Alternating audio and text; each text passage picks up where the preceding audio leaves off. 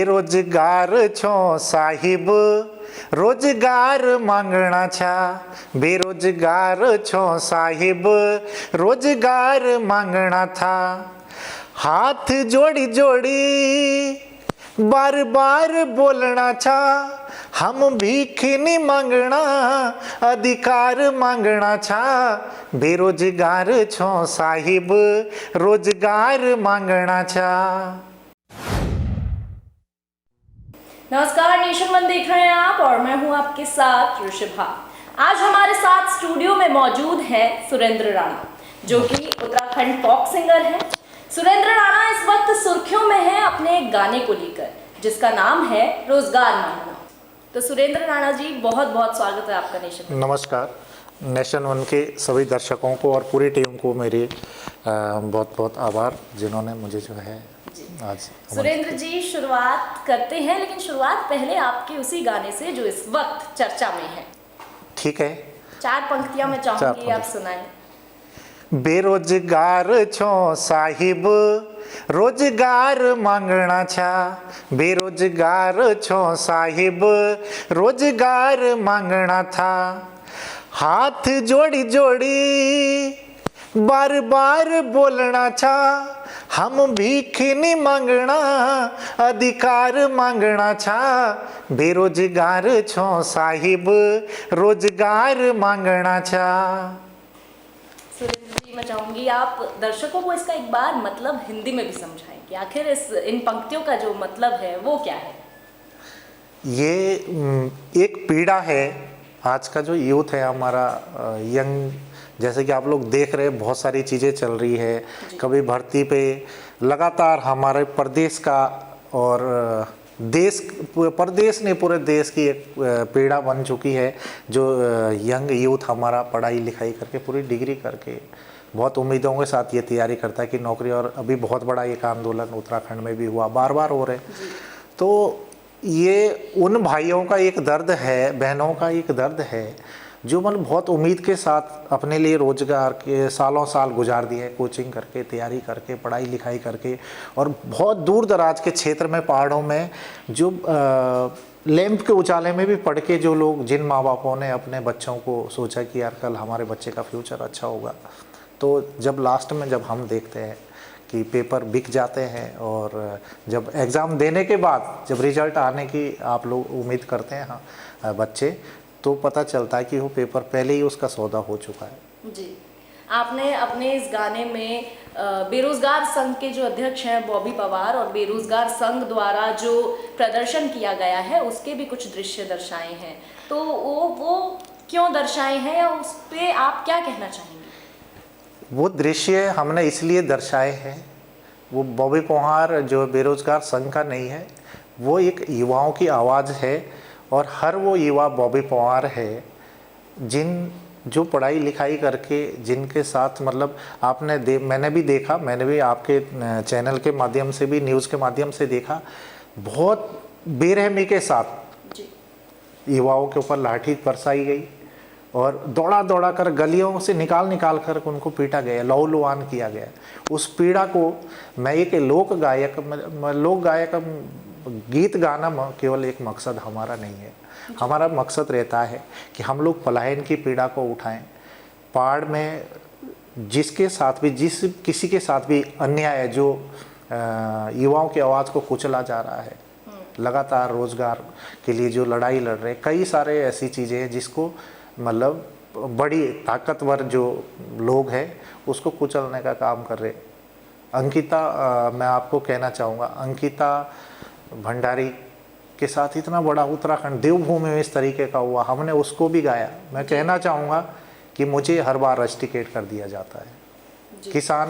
किसान चकबंदी के लिए हमारे लोगों ने मांग की। मैं आऊंगी, उस पर भी मेरा सवाल आपसे होगा। हाँ जी। लेकिन पहले मैं आपसे ये जानना चाहती हूँ, ये जो गाना है बेरोजगारी को लेकर जो आपने गाना बनाया है, ये कहीं ना कहीं देखकर ऐसा लगता है कि ये गाना कांग्रेस ने प्रोड्यूस किया है, तो ऐसा है? देखिए, कांग्रेस अगर प्रोड्यूसर, कांग्रेस की जरूरत नहीं है। कांग्रेस अगर विपक्ष की भूमिका बहुत ठीक से निभाती तो शायद हमें गाना ही नहीं पड़ता। प्रोड्यूसर की बात तो आप दूर, वो तो दूर की बात रहेगी। कांग्रेस अगर विपक्ष का जो रोल अगर उसे कांग्रेस अदा कर देती तो फिर शायद हमको भी गाने की ज़रूरत नहीं पड़ती। तो कहीं ना कहीं आप ये साफ तौर पर कह रहे हैं कि ये गाना कांग्रेस इसका कांग्रेस से कोई लेना देना नहीं है। इससे हमें उन लोगों का, हमें हर उस उत्तराखंडी का, हर एक देशवासी का दर्द है जिसकी आवाज़ को कुचला जाता है। और साहित्यकार, पत्रकार और लेखक, कवि, गीतकार, उनका ये फर्ज बनता है कि हर उस समाज के अंतिम व्यक्ति की आवाज़ को उठाएं जिसके साथ अन्याय हो रहा हो। जिसको आप अन्याय सहना या अन्याय देखना, वो भी बहुत बड़ा गुनाह है। जी, आपने एक और गाना बनाया जिसका ताल्लुक है प्रीतम सिंह से, जिस आपके गाने का टाइटल है ईमानदार प्रीतम सिंह। हाँ जी जी, और प्रीतम सिंह कांग्रेस के ही चक्राता से विधायक हैं। तो इस टाइटल के पीछे का राज क्या है? ईमानदार प्रीतम सिंह जो टाइटल दिया गया है गाने को, क्यों दिया गया है? देखिए, ये समय था चुनाव का, ठीक है। अब क्षेत्र में प्रत्येक आदमी प्रेजेंटेशन करता है, और जिस आदमी के लिए जब हमने भी कई चीज़ें रीड किया तो हमने देखा, हमने उनकी कई लोगों के गीत आपने देखा होंगे जिन्होंने एक बेतुक मतलब बेधड़क तरीके से कहा कि आप इसको वोट दें, ये दें, लेकिन हमने इस तरीके का कुछ नहीं कहा। हमने ये कहा कि जैसे हमको दिखा, जब उन प्रीतम सिंह की एक पूरी बात मतलब प्रदेश भर में इस तरीके से उभर के आएगी कि वो हमारे प्रदेश के जो है मुख्यमंत्री की दौड़ में है, ठीक है।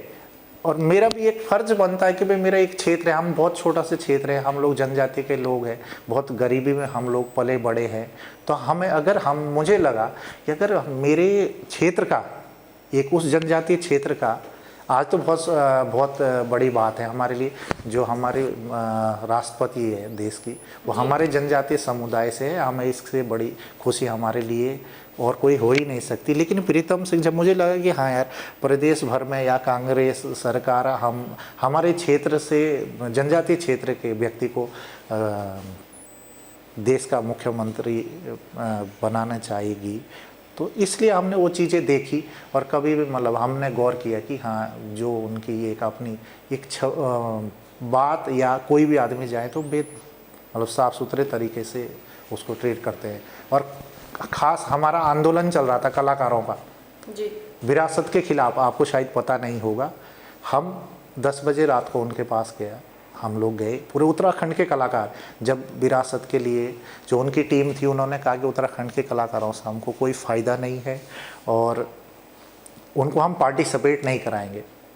पूरे भारतवर्ष का विरासत जो है उत्तराखंड की, हमारे होम डिस्ट्रिक्ट भी है, राजधानी देहरादून में, उसको किया जा रहा था। और हमारे प्रदेश के लोगों को उसमें प्रताड़ित किया जा रहा था कि जी हम लोग उनको मंच इसलिए नहीं दे सकते, उनसे कोई फ़ायदा नहीं है। और फिर यहाँ की कितनी भूमिकाएं हैं, 5 सांसद केंद्र में, इस तरीके से हमारे लोगों के साथ व्यवहार किया गया। फिर हम रात भर, हम कई अन्य जगहों में भी गए, किसी ने, लेकिन प्रदेश भर में भी किसी ने हमारी आवाज़ नहीं सुनी। लेकिन लास्ट में हम प्रीतम सिंह के पास गए, उन्होंने उसका संज्ञान लिया। उन्होंने कहा कि हमारे प्रदेश के कलाकारों को ये मंच प्रत्येक दिन पूरे उत्तराखंड के लोग इसमें होने चाहिए, एक लोग, ताकि उत्तराखंड की संस्कृति प्रस्तुत हो सके। वो इस बात के लिए भी जब हमने जो है बात रखी, तो उन्होंने बेधड़क से, मतलब जिसमें मेरा व्यक्तिगत विषय नहीं, पूरे प्रदेश की, उसके बाद प्रदेश के विदाउट शेड्यूल 16 टीमें उसमें प्रतिभाग करती है, तो फिर हम क्या कह सकते हैं उनके। जी, इसी के साथ आप अपने गानों के ज़रिए, गानों के माध्यम से अक्सर जो सामाजिक मुद्दे हैं उन्हें उठाते आए हैं, ये हम देख रहे हैं जी। अब भले ही ये बेरोजगारी वाला मामला हो, या फिर आपने अंकिता भंडारी हत्याकांड को भी अपने गानों के माध्यम से लोगों को जागरूक करने का काम किया, जिसमें आपने भाजपा का नारा बेटी बचाओ बेटी पढ़ाओ उसका भी इस्तेमाल किया। तो इस पर आपकी विशेष टिप्पणी? देखिए, आप खुद, हमारी भी बहनें हैं, मेरी अपनी बेटी भी है, लेकिन एक तरफ हम कह रहे कि हम बेटी बचाएं, एक बेटी को, अरे बेटी को पढ़ाएंगे तो तब ना, जब बचाएंगे आप। जी, ठीक है, कोई भी है, बेटी को पहले तो हमने बचाना है, उसको पालना पोसना है, हम तब पढ़ाएंगे ना। जब बेटी को आप फेंक दोगे नदी में, कहाँ से पढ़ाएंगे? ये बहुत गहरी पीड़ा है वो, मतलब उसमें भाजपा ही नहीं, बहुत ताकतवर लोग उसमें बैठे हुए हैं, उसमें कई लोग हैं। जब उसको गहराई में कोई जाएगा उसमें, तो बहुत सारी चीज़ें निकल के सामने आएगी। जी, अंकिता भंडारी को लेकर भी आपने एक दर्द जो है वो व्यक्त किया था, और अब अंकिता के माता पिता, उन्हें न्याय नहीं मिल रहा है तो इसलिए उन्हें एक यात्रा निकालनी पड़ रही है, न्याय यात्रा, जो कि गोलू देवता के मंदिर जाकर खत्म होती है, जिन्हें न्याय का दुर्भाग्य है जी। अगर हम फिर गाएंगे उसके लिए हमें फिर रस्टिकेट कर दिया जाएगा, हमारे चैनल को ब्लॉक कर दिया जाता है, उसका मोनेटाइजेशन बंद कर दिया जाता है। आप मतलब किस हद तक जा सकते हैं? मतलब स्पेशल एजेंसियाँ जो काम करती है, जो लोग इस तरीके का मतलब समाज की बात को उठाएंगे, उनके लिए ऐसा किया जाता है। जी, मैं यही आपसे अब जानना चाहूँगी कि आपने एक फेसबुक पोस्ट के ज़रिए ये मेंशन किया, ये लोगों को बताया कि आपका फेसबुक और यूट्यूब जो है वो रिस्ट्रिक्ट कर दिया जाता है जब भी आप किसी सामाजिक मुद्दे को या फिर लोगों को जागरूक करने का काम करते हैं। तो आपके हिसाब से इसके पीछे कौन है, और ऐसा आप ही के साथ हो रहा है या आपके जानकार में और भी कलाकार हैं जिन्हें इस समस्या से जूझना पड़ रहा है? देखिए, मेरे साथ तो जो मेरे साथ हुआ वो मैंने उसमें इसलिए मैंने जो है उसको सोशल प्लेटफॉर्म पे लाया ताकि सबको पता चले। मुझे अल्टीमेटम दिया जाता 8 घंटे के लिए। किसके द्वारा? उसमें जब मैंने उसको चेक किया कि रेस्टिकेट हो, उसमें सारे जो भी मेरे गानों के लिंक है वो सारी चीज़ें उसमें क्लियर आती है कि जी आप ये सारी पोस्टें हटा दीजिए, आप यूट्यूब से गाना रिमूव कर दीजिए, आपको एक्टिवेट कर दिया जाएगा। तो इसमें आप समझ सकते हैं कि उसमें जो भी हमारे, या मैं खुले बोल सकता हूँ, या सरकार या किसी के भी जो भी मतलब बड़े लेवल पे लोग बैठे हुए, वो सब लोग नहीं चाहते कि समाज की बात या उनकी छवि खराब हो। भाई हम बार बार बोलेंगे, हम एक बार नहीं 10 बार बोलेंगे। अभी तो हम लोग सोशल मीडिया में बोल रहे, लेकिन कल हमें घंटाघर में बैठ के जी। इसकी खिलाफत करने पड़े, सही की हम खिलाफत करेंगे। जो सही है उसकी हम आवाज़ उठाएंगे, हम उसे दबने नहीं देंगे। गलत की हमेशा हम लोग उस बात को उठाएंगे, चाहे आप हमें रस्टिकेट करो या आप जेल ले जाओ, वो तो आपके पास ताकत है, आप सब कुछ कर सकते हैं। आपने इसके खिलाफ कोई एक्शन लिया है जो आपको रिस्ट्रिक्ट किया जा रहा है? कोई आपकी तरफ से कोई कदम उठाया गया है, या आपने यूट्यूब से वो वीडियोस हटा दिए जिन्हें हटाने की बात की जा रही है? नहीं, मैंने अभी ऐसा कुछ भी नहीं कहा। मेरे को फेसबुक पेज के लिए 8 घंटे का समय दिया गया था, और 8 घंटे के बाद वापस उन्हें मुझे खोला, लेकिन मेरी लिमिट बांध दी गई है। मैं कोई भी अगर पोस्ट डालूंगा तो वो मतलब बहुत ज़्यादा लोगों तक उसको मैं देख सकता हूँ, और लोगों तक भी पहुँचेगी, मतलब बहुत ज़्यादा उसमें कुछ नहीं हो सकता। तो एक तरीके से अगर आप लोगों को जागरूक करने का काम कर रहे हैं तो आपको नुकसान का भी भागीदार बनना पड़ रहा है। नुकसान तो आप सच बोलोगे तो आपको नुकसान उठाना ही पड़ेगा। मैंने अपने घर की आवाज़ नहीं उठाई, आप सब लोग पूरे प्रदेश ने देखा है, तमाम मीडिया में तो इस वक्त नेशन वन की पूरी टीम को, क्योंकि लगातार आपने ऐसी चीज़ों पर आप जो है समाज के प्रति आपकी टीम नज़र बनाए रखती है। आपने मुझे भी देखा, मैं आपका भी बहुत बहुत आभारी हूँ। न तो हमारी आवाज़ तो वैसे ही कुचल दी जाती है कि मुझे रस्टिकेट कर दिया था, हम लोग हट जाते उसमें से या हम डिलीट कर देते। तो आपने जो है इतना मतलब बहुत गहराई से आप समाज के लिए वो समाज की बात को उठा रहे हैं, तो मैं इससे आपका बहुत बहुत आभारी हूँ। जी, वहीं मैं आपसे ये भी जानना चाहूँगी कि देहरादून में जो है आने वाले साल 2026 में मेट्रो के आने की बात चल रही है, इस पर काम भी हो रहा है, जो कि 1600 करोड़ का प्रोजेक्ट है और जिस पर भाजपा काम कर रही है। तो क्या कभी आपने सोचा है कि जो भाजपा की उपलब्धियां हैं उन पर कोई गाना बनाना है आपको, या जो अभी सत्तारूढ़ सरकार है उसकी उपलब्धियों की कुछ आपको 4 शब्द कहने हो आगे आने वाले फ्यूचर में, या अब ऐसा कोई विचार है? तीरथ सिंह रावत जी को तीरथ रावत जी के बाद जब सीएम बनाया गया, फिर कोविड पीरियड चल रहा था, तो उत्तराखंड के लोक कलाकारों के लिए 5 महीने के लिए 2-2 हज़ार रुपये पर कलाकार को दिया जाएगा। उन्होंने ये घोषणा की थी, और हमने मुख्यमंत्री का खुले मंच से मेरा थत्यूड़ में मेरा लाइव स्टेज शो था, हमने वहाँ से धन्यवाद दिया था, और उनका आगे भी देंगे, ज़रूर देंगे हम लोग। लेकिन मेट्रो आए अच्छी बात है, लेकिन पहले हमारे आप उत्तरकाशी के आप पर्वत वाले मोरी वाले क्षेत्र में आप जाके देखिए, वहाँ अभी तक सरकारी बस नहीं पहुँची। मैं पहली बार नदी पार करके गाड़ी में हम फंस गए, वहाँ प्रोग्राम के लिए गए, और वहाँ बिजली नहीं थी। ये कब? जब जो था 2014 में।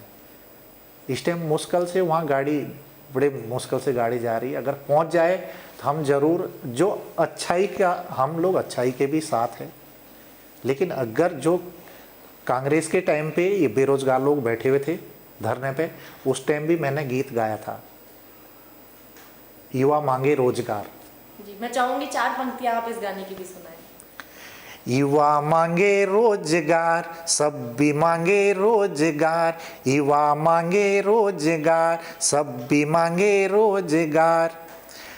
नाऊ मांगदा सोना चांदी, नाऊ चेंदी बंगला कार, युवा दर दर न भटकलू, युवा दर दर न भटकलू, ते मांगदा रोजगार, युवा शान मेरा देश कियों का हौसला न गिरा, वो निर्माण नया भारत का करला अगने बढ़ा।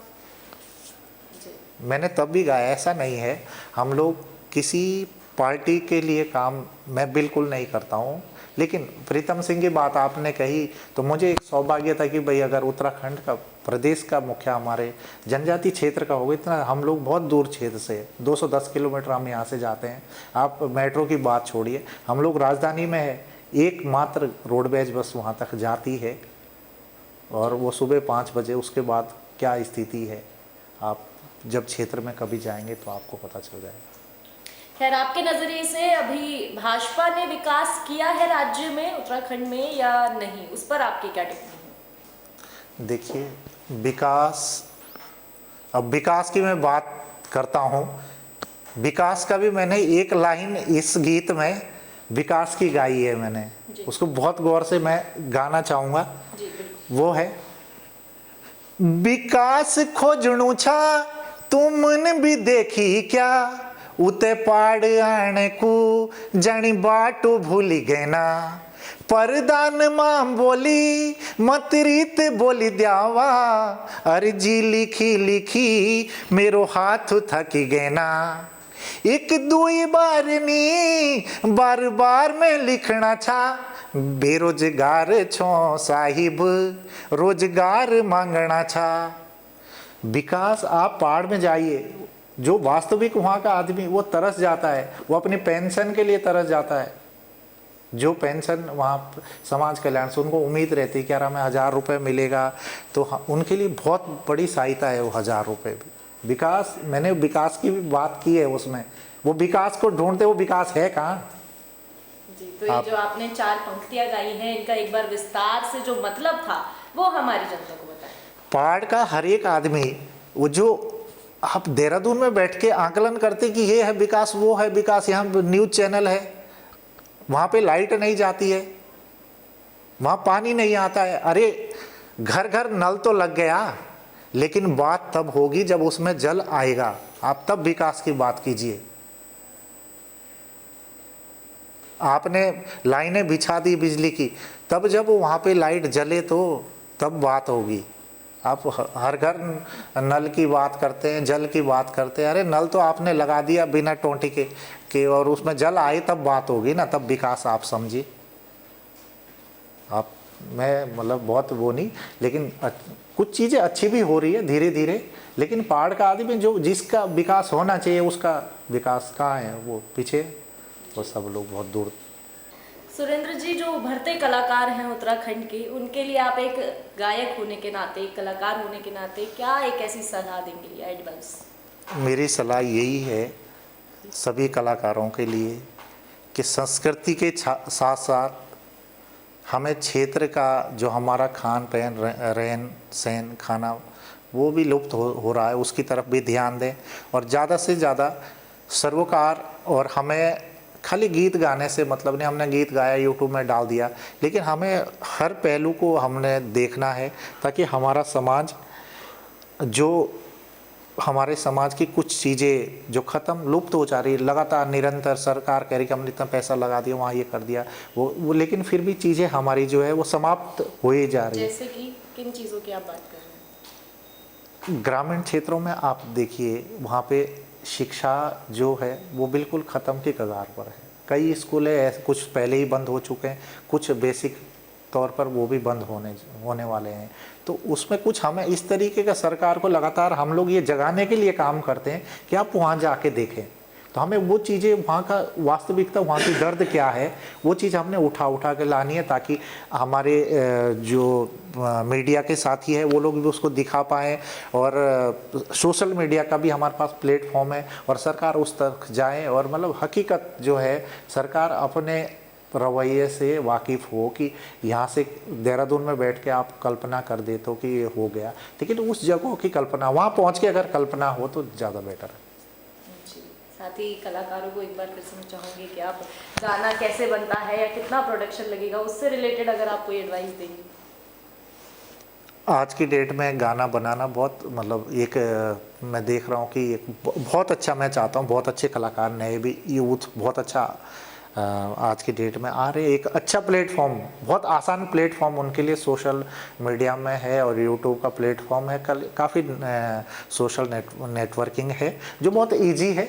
आप कहीं से भी गाना बना के उसमें अपनी बात को अपलोड कर सकते। पहले बहुत कठिन था, हम लोग दिल्ली जाते थे, वहाँ से ऑडियो रिकॉर्ड करना था, फिर उसका सीडी बनाना था, फिर उसका ऑडियो कैसेट बनाना था, फिर उसके डिस्ट्रीब्यूटर ढूंढने था। आज ऐसा कुछ नहीं है, आज बहुत इजी तरीका है, लेकिन मर्यादाओं को रख के और अच्छी चीज़ें, समाज के हित की जो बातें हैं या अपने परिवेश की जो बातें हैं उसको आप लोग लाए, और अच्छा मतलब पब्लिक तक आपकी बात बहुत आसानी से पहुँच सकती है। बहुत नमस्कार। चलिए, ये थे हमारे साथ लोक गायक सुरेंद्र राणा। देश और दुनिया की तमाम बड़ी खबरों के लिए बने रहिए आप हमारे साथ और देखते रहिए नेशन।